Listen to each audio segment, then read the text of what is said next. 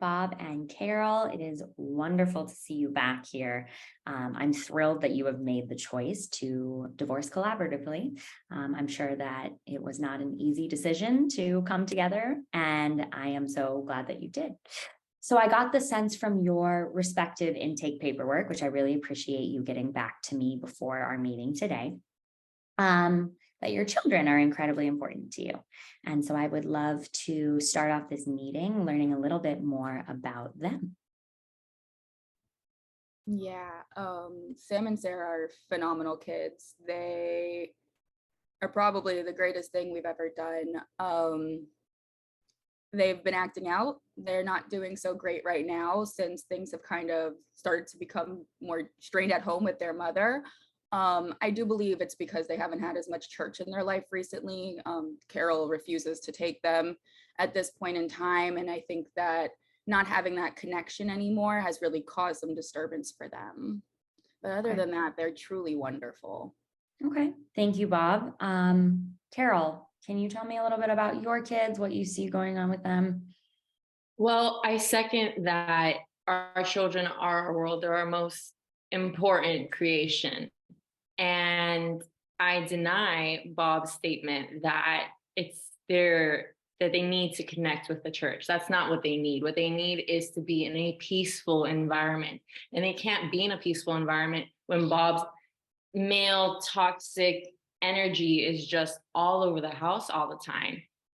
My hope for them is that they go through this process unscathed. But if Bob is trying to push Christianity down their throat, that's not going to happen. Okay.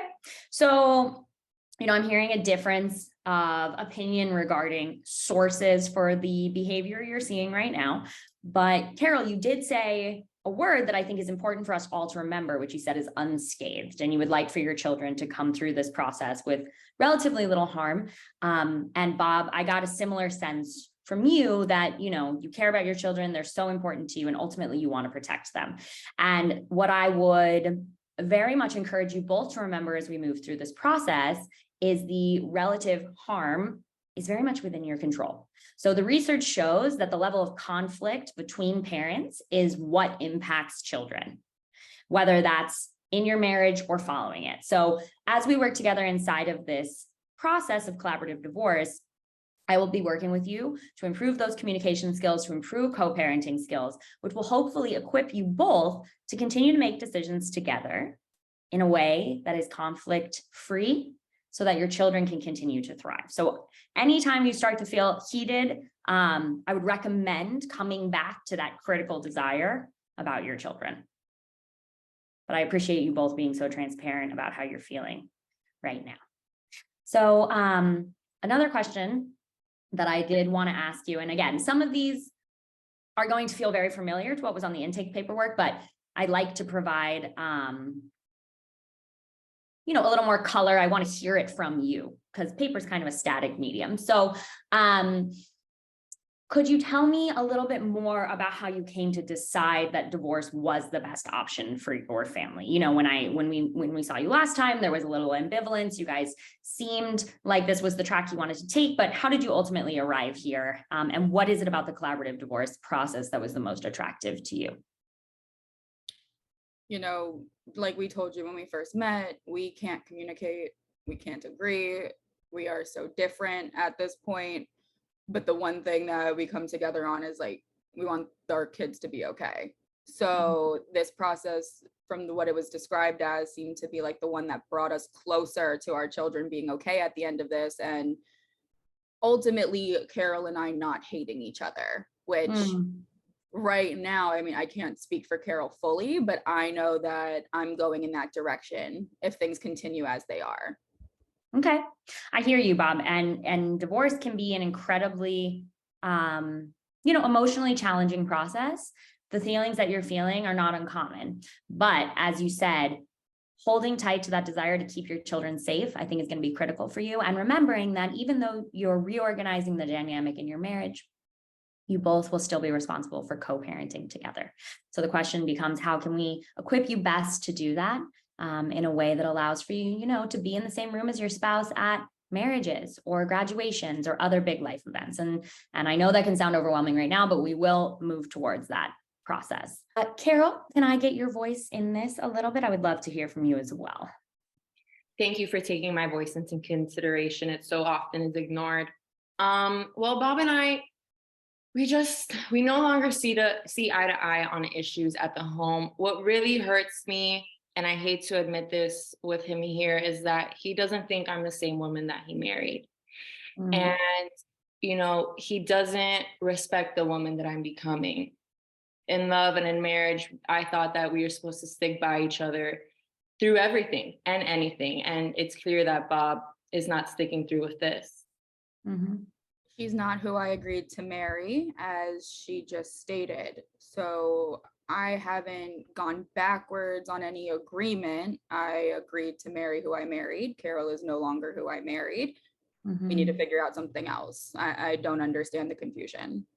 I hear you. And I hear you both. And what you're experiencing is not uncommon for modern couples.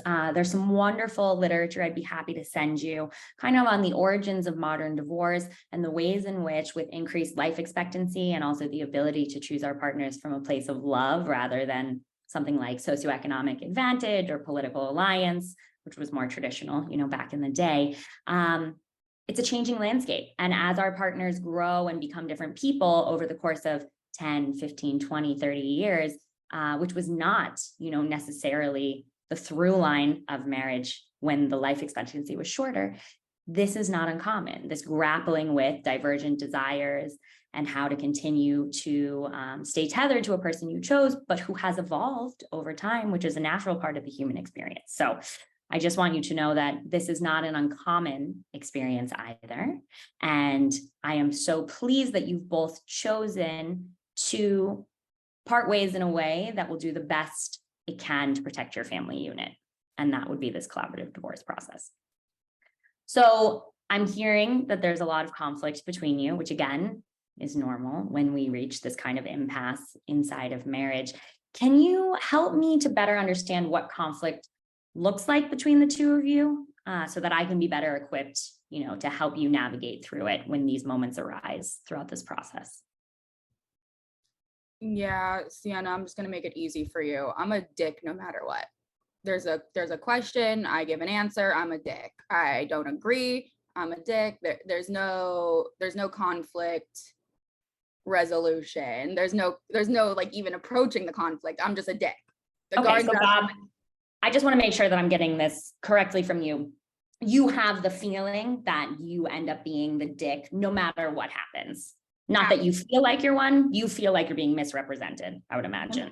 100%. I feel like I should have a say in the matter. I bring income into this household. I provided the extra ingredient for our children. I should be able to say something. Okay. And so if you were to represent yourself in a different way, other than the label that you feel you've received, what would it be? Concerned active parent. Okay, beautiful. Concerned active parent. So Carol, what is the experience of conflict like for you? Concerned active parent is just not it. What he is this masculine. Carol, I'm going to stop. Carol, I'm going to stop you for a minute. Instead of calling names, let's hold space for the fact that Bob has been honest about the way he feels he should be represented. Let this be the first step in starting to understand each other differently. But for you, I would love to understand your experience of conflict inside of your marriage. Well, Bob's word is always final. I never get to have a say in the house. His energy is just always invading the space. It's like clogging my own pores. Bob thinks that I'm just coming into the house with all these arguments in my hippie duty lifestyle, and he's just not understanding that I'm coming from a place of peace, and he's coming from a place of just this grotesque energy. And you know what it is? It's because he eats meat. So Hannah, don't let her confuse you. It's also because I'm a man, right? Okay. I say anything and I'm aligning with the patriarchy. It's man talking, man splaining, man this. Okay. What? I'm a man. Okay. Get over it. I feel like we can sort of reach this agreement that there is a through line of disagreement here in how each of you are being represented by the other, whether it's as a spokesperson for the patriarchy or for someone who's adopted a lifestyle that doesn't jive with the other partner. And so there's a lot of disagreement. And that's okay. We're going to learn how to work through those disagreements together. But I would encourage you to try to listen to those other pieces, right? So, Carol, for example, when Bob said that he felt misrepresented and he's a concerned and active parent. And Bob, for you, when Carol said that she's, fostering this new lifestyle of peace, and that is her ultimate goal. So those are things that I would encourage you to listen to and allow those to begin to start to shift your perception. I know Rome wasn't built in a day. We have a lot of time here to work together. And these are the small shifts we need to start to make. So when you have conflict in your family, how do you reach resolution? What happens? Well, resolution, that word doesn't exist in our household. Okay. You know what? Whenever there is conflict, Bob insists on having the last word, which is my main issue. And you know what? He can have it because I'm not trying to raise my blood pressure. Okay. I'm trying to remain nice and calm. So when he raises hell, I just throw in a bit of sarcasm and I go on with my day. So how might you to envision a way to solve conflict aspirationally? Bob needs to open up his chakras. Okay, so what would that mean for you, Carol? What would that look like? Well, first off, he needs to learn how to meditate because he has too much energy and too much stress all the time, and it just poisons our interactions. I feel like if he would just open up and just take some time, he would really approach our conversations with curiosity rather than with the patriarchy. Okay. So what I'm hearing is potentially integrating like a slower approach to conflict, potentially taking a breath, potentially taking a timeout, and also trying to maintain a certain kind of curiosity about better understanding your point of view. Am I getting that? Exactly correct. Okay. So that would be for Carol. Bob, for you, what would it look like for you two to be able to resolve conflict together? Taking all the magic hooty dooty out of the conversation would be incredibly helpful. Open my chakras. What? Anyway, from everything else said, I believe this process will help us learn how to communicate. That's the number one thing we cannot do. And if we can't do that, I don't know how we could be good parents. I want to continue to be a good parent at the end of this. I think this will help me figure out how to do that. And that's why this is what it is. Okay, I hear you. So communication is a critical goal for you. And you're right. Communication will help foster a healthier co-parenting relationship between the two of you, which will help you reach that ultimate goal of making sure that your kids are as resilient as possible on the other side of this divorce. Some of those techniques that I mentioned, Bob, in terms of just slowing down the process, taking a time out, taking a breath, those are techniques you'll actually see me employ throughout this process because it is important to give each of you time to emotionally regulate when tensions get a little high. We are going to be discussing and getting to the root of sensitive issues. And so I can't promise you that this work will be easy, but I can tell you that you will emerge on the other side of it better people and better co-parents if you both commit to this process. And we'll talk a little bit about what that looks like when we go through our paperwork together. But before we get there, I just wanted to get a sense as well of your support systems. Who do you feel like are there for you as you move through this process? Yeah, my parents don't live near us, but I talk to them. So I think that they'd be there as a support. I'm very close to my church community. Very active with them, known them for years. They're amazing people, as well as a lot of my work friends. Although I do have to travel for work and I'm a salesman, we do work in a close work environment. And I've worked with these people for like 15 years. So very close friendships from that as well. Excellent. Okay, Bob. Well, it sounds like you have a wide variety of support as you move through this process, which can be incredibly helpful. Carol, what about for you? Well, my mother is truly my grounding force. She has been my right hand, especially when Bob is constantly out of town. Also, my yogi tribe, they're always there for me. Okay. Excellent. So I'm glad to hear that you both have support systems that are helpful to you as you move through this process. So I want to thank you both for your transparency today. I think we're off to a great start. And I'm really looking forward to working with your family as we move through this process. So in order to kind of make this official, I have a document that I'm going to need you both to sign. This is an agreement to engage me as your facilitator throughout the collaborative divorce process. So this document acts as both informed consent, which outlines boundaries for confidentiality, and it also details several important features of the collaborative divorce process that are critical for you guys to be informed about with regard to my role and just kind of how I'm going to work with the team that we put together for you. Okay, so it's a lot of information. If you guys have any questions at any point, feel free to interrupt me and ask them. And then we'll also have time for questions at the end. So first and foremost, I think it's really important for you guys both to know that I'm a neutral member of this process. I'm not going to align myself with either of you or your representing counsel. I'm very much here to act as a translator and kind of steward the process forward.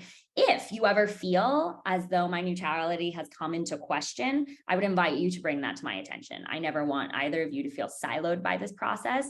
And I will be asking both of you difficult questions, and I will be expecting quite a bit from both of you as we move through this process. And I just want to make sure that you never feel like it's personal. Everything I'm doing is really to help you guys get across the finish line as the best co-parents you can be. So that brings us to our goal. What are we working for together here? Our goal is to develop solutions that work best to meet the needs of your family, and to resolve these issues in a way that doesn't require you going to court. So this is challenging work. No doubt there will be moments where you want to give up and quit. And I would encourage you to stay the course and really get through to the other side. I can tell you, in the time that I've been working in this field, I've seen really incredible problem solving and cohesion and the birth of co-parenting units that really do the best for their children following marital dissolution. So if you guys want to, you're welcome to pull up the engagement paperwork that I emailed to you. This way we can kind of go through it together. You'll notice that I require initials around the critical sections of this engagement. And that's just to make sure that we are all very much on the same page around expectations for the process. So collaborative divorce focuses on you and your spouse working together to build the best solutions for your family. This process is very much driven by you, the clients, and our interdisciplinary team is here to support you throughout. But in order for this to work, transparency, respect, flexibility are paramount to the process. I will be here to help you hone the kinds of communication skills you will need, and I hope that you take them with you long after this process ends so that you can be the best co-parents you can be. So it's important, and a question I get a lot is, are you my therapist? No, while I am a licensed mental health provider, my goals here are to help you work through the issues that are preventing the dissolution of your marriage and to create the best, possible situation for you guys following the process. So I will be helping you create goals for your family, identify and prioritize your concerns, help you learn stress reduction skills, help you to emotionally regulate, help you to strengthen your communication skills. I know, Bob, you said that was important to you, and help your parenting skills overall. I will additionally use my therapeutic, training and insight to share information with the professional team in order to ensure that we're all on the same page and that we can work together as effectively as possible. But it is not therapy. So if I feel like, or you feel like you're stuck around a particular issue, I would be more than happy to make a referral to you for someone outside of our team in order to give you the space, to work through that issue so that you can rejoin the conversations we have together in this process from the most, productive and honest standpoint possible. Additionally, I have a wonderful child specialist. Her name is Kelly Stein. Based on what you guys have told me about Sarah and Sam and what I read about them in your intake paperwork, I would recommend that you interview her. Child specialists provide a voice to the children. They're also trained in child development. So she could be an excellent resource in building your parenting plan and also just guiding you with how to really care for your children to the best of your ability throughout this process. And that's something we can discuss later on, but it's just something I wanted to seed to you for now. So the next section in the facilitator engagement agreement that I want to call your attention to is around confidentiality. So our process creates a container in which information transparency is critical. So that applies to the entire team as well as between the two of you as spouses. That kind of transparency is how we achieve the problem solving that we can inside of this process. And it means that all information you share with me can be shared with the team. So all the members that are outlined in the participation agreement that you're signing with the lawyers and your spouse. So in order for this information to ever be shared outside of the collaborative divorce process, it would require both of your signatures and my signature as well. So there's a lot of kind of protection around the work product that we build together.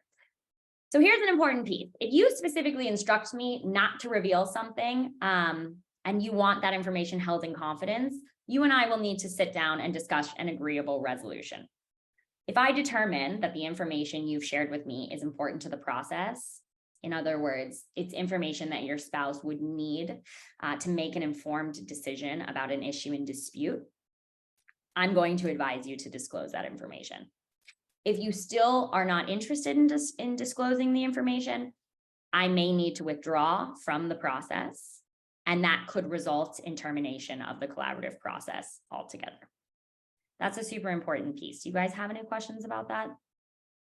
Are there limits to what counts as something to share? So like, we brought it up in the first meeting as well, the idea that Carol might be cheating. Is that something where she would have to be transparent about that here in order for the process to work? So I would encourage transparency across the board, because the more everyone in this process knows, the better informed each of you are to make decisions around the future of your children and the future of, the new family you're structuring. So things, if there's a piece in contention, it'll ultimately be at my discretion to encourage you to disclose. But my general policy is no secrets. If we're all buying into this experience, then there is a certain point at which, we have to believe that honesty is on the table. And I know that that can be hard when you've held a certain conviction for a long time. But again, this process is very much about encouraging you to work together to build the best possible family you can in the future. And the more honest you are and the more transparent you are, the more likely it is that you will achieve that goal. Okay? Any questions? Feeling okay? Okay, excellent. Yeah, so, sorry, did someone say something? no, I just said that it's fine. I feel fine.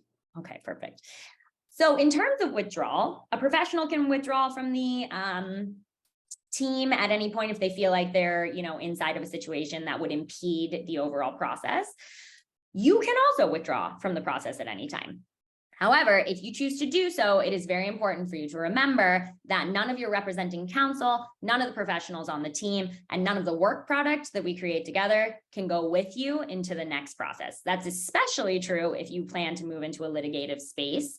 None of what we do together can go to court. So I would very much encourage you to bring your frustrations to us as we move through this process so that we can mitigate them and avoid the need for you to feel as though withdrawal is your only option. Is that true for all professionals? I'm so sorry to interrupt you. Is the work product that you're referring to, that's true across the board, or could maybe like my attorney still be able to represent me? No, unfortunately, once we are all bound together inside of this process, it is a unique team, and nothing we do together and no one that you work with will be available to you after, should you choose to move to litigation. Understood. That's the power of this process, right? Like, we all really buy into it, and there are consequences if you no longer feel as though you can problem solve. And we believe that we are equipped with our team to help get you through those really tough moments. And I've seen it happen time and time again. So like I said, please bring any concerns or frustrations you're experiencing to the team, and we'll all work together to move you through them. In terms of confidentiality, there's also some specific limits that are outlined by Florida law that I just want to make sure we're all clear on. Effectively, these limits of confidentiality apply to if I have a reasonable cause to suspect that you pose a risk of harm to yourself or someone else. If I have reasonable cause to suspect there is child abuse or elder abuse occurring or occurred. And additionally, it's important to note that if there's domestic violence taking place inside of a home with children, that is also, that transgresses the boundaries of confidentiality as well. I'm a mandated reporter by the state of Florida, and those are the kinds of behaviors that I would have to report and break our confidentiality. Any questions about that? Okay, perfect. So we're rounding third. You are going to be in meetings with myself and other professionals without the presence of your lawyers. This will take place from time to time. I just want you guys to be clear that nothing is like officially drafted or binding without your lawyers. So you may put things together with these other professionals, and then all of that needs to be completed and clarified with your lawyers in order for it to be considered final. That is all true with the exception of the parenting plan, which you will either work with me to draft, or if you choose to bring on a child specialist, you will work with her. And that's the one piece that you can really put together without the lawyers. Anytime you meet without your lawyer, the professional you meet with will then relay what you guys worked on together back to your counsel, so that everyone, again, is always informed on where everyone is at the process at all times. And then really the last, and I would say most important piece that's outlined in this engagement is about joint responsibility. So as I mentioned, you two as the clients are the true leaders in this process. So while we are a team of experts in our respective fields, and we're here to support you, no one knows your family like you do. And as such, most of this process is determined by your commitment to it and your willingness to work at it. So some key features to success include respectful communication. We talked a lot about that today. Providing full, honest, and voluntary disclosure of all information related to any collaborative matters. We also talked about that today. A commitment to attending regular meetings as determined by the collaborative team, the completion of homework assignments, and the obtaining of any, important documents or requirements in a timely fashion. Overall, a willingness to express your needs and to be flexible and open in considering options for dispute resolution. Okay. And last but not least, and this can be the challenging part, considering not only your needs, but the needs of your spouse and other members of your family who will be impacted by the decisions we make together. Okay. So those are the highlights. There's, if you have any questions about the facilitator engagement agreement, you can always ask me at a later date. But I would request that I get your signatures back no later than tomorrow by 6 p.m. Does that work? Do you guys have any questions or any sections you feel uneasy about? All good? Okay. So then my last question that I always like to leave couples with, because I think it kind of sets the stage appropriately for where we're all headed together, is what is the story you would like for your children to tell about your divorce? Carol, do you want to start this time? That's a really hard one. I truly hope that they remember the story of our love. Well, when Bob did love who I was. And I hope that they remember the love that we raised them with. That's beautiful, Carol. Thank you for sharing that. Bob, how about you? Yeah, you kind of hit me with a hard one. It's not something I have considered as of yet, but just knowing what I've heard from them when they discuss their friends, I would like the story to look different than how they discuss how their friends' parents' divorces went. It's not a story of happiness when they describe those situations, and I would want my kids to know that their parents are divorcing, to know that they can be happy, and to know that they are supported. Thank you so much for sharing that, Bob. And again, I cannot tell you how much I appreciate you both showing up today, your transparency, and your decision to choose this process for your family. I would encourage you to come back to some of those feelings that you expressed with regard to that last question, especially in those moments where things feel a little bit more difficult. That's it for today. You can reach me via email if you have any additional questions. And I'm so excited to work with you both. Thank you. Thank you so much. Thank you so much.